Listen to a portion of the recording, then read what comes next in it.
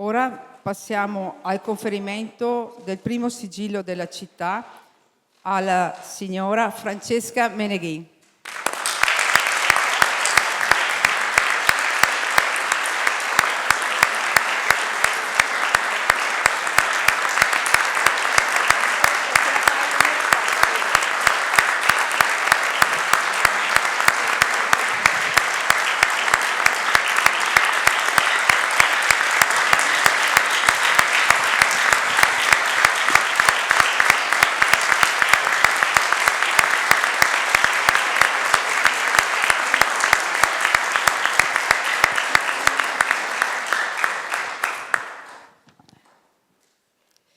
Motivazione. Donna coraggiosa, che fin dal dopoguerra, con i suoi valori, con la sua personalità e determinazione, ha ricoperto posizioni di responsabilità nella società e nelle istituzioni, in particolare per il ruolo svolto durante la Resistenza e per la determinante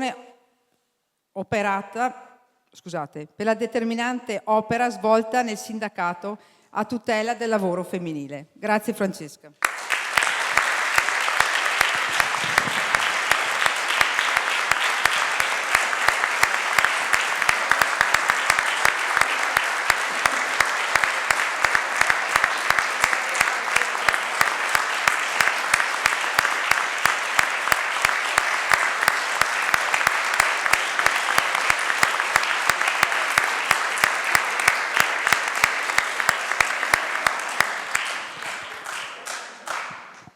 Concediamo a Francesca 2 parole, mi sembrano dovute.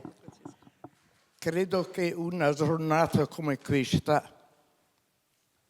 rimarrà questa giornata, la mia memoria.